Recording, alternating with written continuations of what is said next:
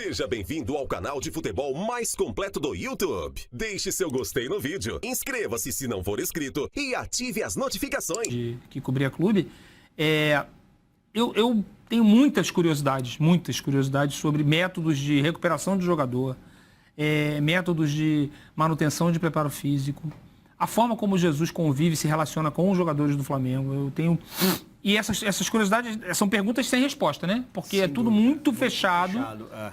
E eu não estou nem criticando ser muito fechado, porque é uma prática mundial, né? Eu acho que o Flamengo hoje é tão fechado quanto o Real Madrid, quanto o Barcelona, quanto o Benfica, enfim, não é nem uma crítica. O Guardiola também é tudo misterioso, né, em torno dos métodos do Guardiola no Manchester City. Então, assim, mas, assim, seria muito interessante aí uma pauta para os meus colegas jornalistas tentar desvendar, né? Como é que o Flamengo está conseguindo fazer tudo tão diferente dos outros. Não é só o jogo em campo, é tudo muito diferente. O case, né? Vamos usar a palavra da moda. O case todo completo é muito referência. Essa recuperação do Arrascaeta, por exemplo, gente, como é que eles conseguiram isso? Entendeu? Que método é esse? E tem uma outra curiosidade que eu adiciono a isso, será que está existindo internamente uma transferência de know-how para formação, transferência de conhecimento para a formação de novos técnicos futuros com esse entendimento de futebol? E será que a gente tem que a gente vem aqui para responder, mas nesse caso tem muita pergunta porque é muito fechado, né? Tudo muito fechado. Será que o Flamengo está preocupado em espalhar para as suas divisões de base os métodos bem-sucedidos do Jorge Jesus? Será que já... Vai virar uma cara, né? Já se conseguiu pensar nisso? Como o Barcelona faz, né? Que é tudo... O Ajax, o Barcelona, você tem uma identidade de clube que perpassa todas as categorias de base. Tem muita gente angustiada com a questão do Jorge Jesus. Mas ontem o Gilmar Ferreira estava aqui com a gente e fez uma lista das novidades que o Jorge Jesus está trazendo para o futebol brasileiro, quebrando alguns paradigmas, assim, né? E uma delas me deixou encucado, assim, fiquei pensando, eu até fiz uma argumentação na hora e depois continuei pensando sobre isso. Uma delas seria o fim da comissão técnica permanente, porque aí você traz um técnico que tem todo mundo alinhado ao trabalho dele. Isso é muito legal em lugares onde você tem projetos longos para treinador. Estabilidade, totalmente. Se o Klopp vai para o Liverpool e leva a galera dele toda, ele vai ficar lá... Você sabe que esse pessoal vai ficar lá por... É o quê? Já são 4 anos agora. O Guardiola diz que são 4 ou 5 anos também que ele gosta de ficar, né? Se o Wenger levou a turma dele toda pro Arsenal, teve gente que se aposentou no meio do caminho, Foi né? o Ferguson. Enfim, se o Ferguson levou a galera dele. Agora, no Brasil, para a gente fazer isso, aí você vai você vai exigir uma quebra de paradigma muito maior. Sem dúvida. Porque se a gente chegar à conclusão de que o técnico tem que vir com a equipe toda, como já aconteceu no futebol brasileiro, né? Recentemente é que a gente tinha se convencido de que era melhor, como a gente muda muito de técnico, era melhor mudar só o técnico. Se eu não me engano, o resto da no tricampeonato do São Paulo, o Muricy, ele era um técnico contratado de uma comissão técnica permanente. Eu acho que tinha isso, por exemplo. Tinha aquele... Meu nome dele, gente, auxiliar. Milton Cruz, né? Que foi auxiliar, exatamente. Muito tempo. Não, porque se você vai abraçar esse projeto... Não, tudo bem, para trazer um cara como o Jorge Jesus, você tem que trazer o João de Deus, né? Esse é o que a gente sempre lembra por causa da quebra de hierarquia, né? O Vanderlei Luxemburgo, para onde vai, leva o Antônio Melo, não é isso? Já teve lugar que não levou recentemente. O Filipão, né? O Filipão também agora abandonou o Murtosa nessa última ida do Palmeiras. Mas não é só isso, é uma equipe muito grande. O Jorge Jesus veio com mais 6 ou 7. A gente contou outro dia, tem 40 pessoas, né, a comissão técnica do futebol do Flamengo, né? O departamento de futebol tem tipo 40 pessoas na comissão, mais ou menos.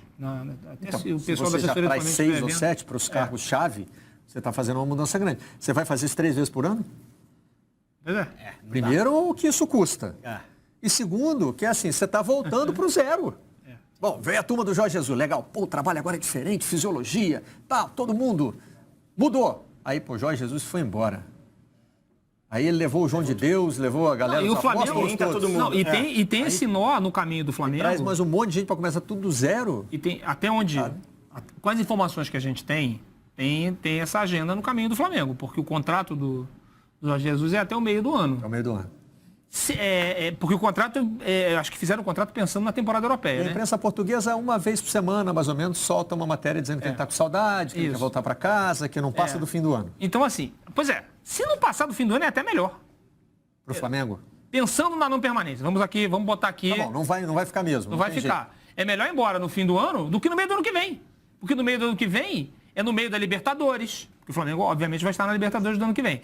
Então é no meio da Libertadores, é no meio do Campeonato Brasileiro, que você vai ter que começar um trabalho. Então, assim, o Flamengo tem que resolver agora no fim do ano, nesse momento agora, de fim de temporada no Brasil, se o Jesus fica até o fim do ano que vem ou se troca no... Mas, ao mesmo tempo, o Jesus chegou nessas condições. Meio do ano, tudo bem que tinha a Copa América e tal, mas, enfim, foi...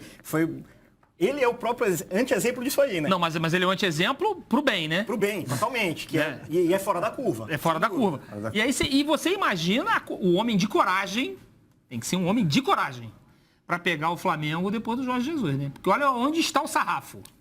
Olha onde está o sarrafo. Bom. Eu sugeriria de técnico do Flamengo a Simone Biles, porque esse sarrafo aí é para Simone Biles. É verdade. Eu acho que, inclusive, pro futebol brasileiro todo, né?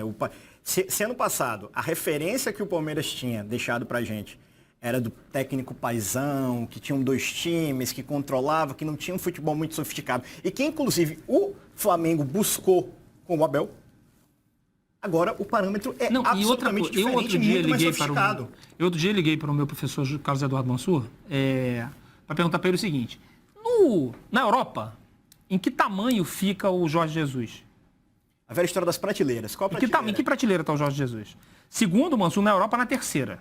É que ele não chamou a atenção do mercado internacional. Né? Então, assim, um técnico de terceiro escalão na Europa chega no Brasil e torna... Se eu sou técnico no Brasil hoje, eu tenho vergonha de sair de casa. Provocação agora para vocês da imprensa. Ou não? Vocês também têm que mudar a forma de ver futebol, porque o Flamengo do Jorge Jesus está sendo analisado também em Portugal, né?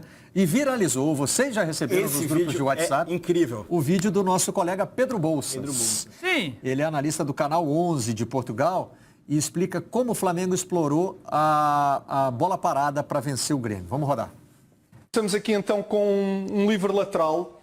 Há aqui algumas decisões que são preciso tomar. Desde logo, quem é o jogador que vai aparecer a finalizar e onde é que esse jogador vai aparecer a finalizar.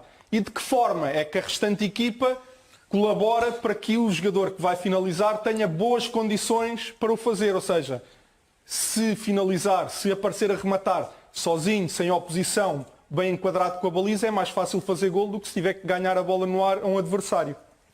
E o que nós vamos ver aqui é que o Grêmio do Renato defende estas bolas paradas com marcação individual. Deixa aqui um homem no primeiro poste, mas todos os outros estão com marcação individual.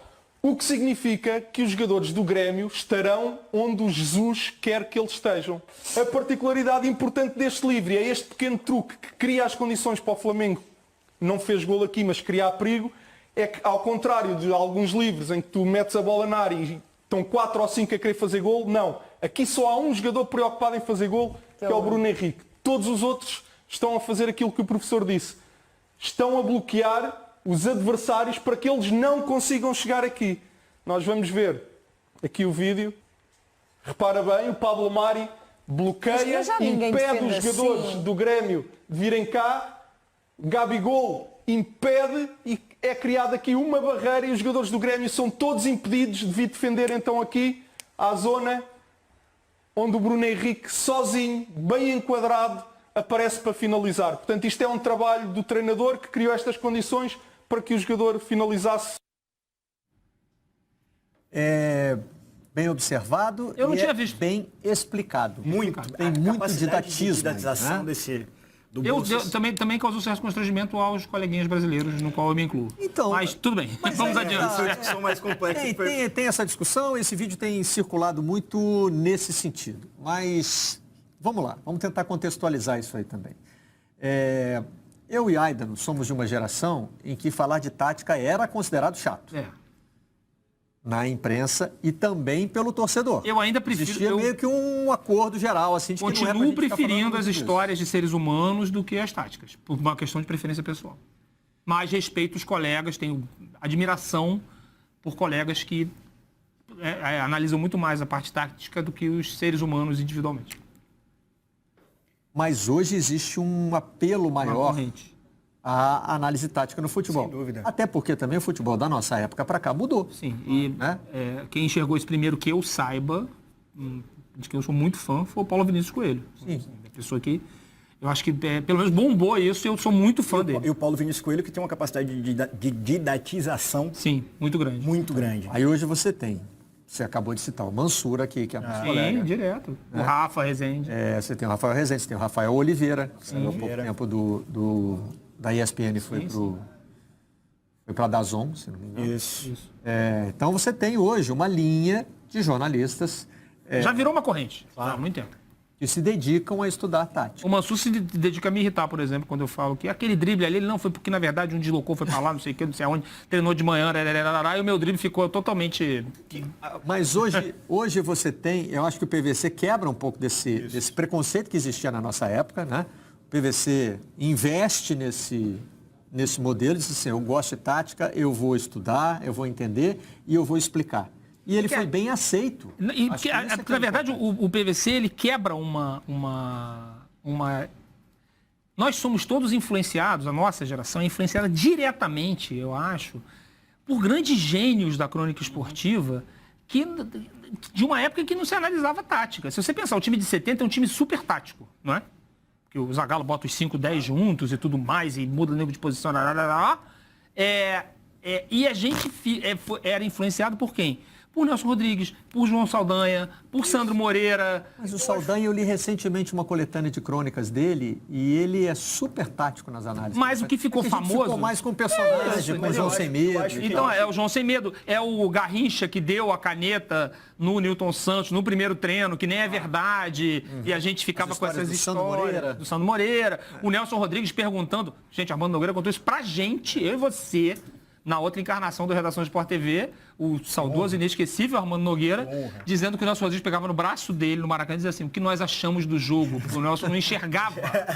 Entendeu? E aí ele lá contava uma história linda, uma história genial, porque ele era um gênio, e eu acho que a nossa influência vem daí, eu acho nos que seres tem muita humanos. coisa que influencia isso.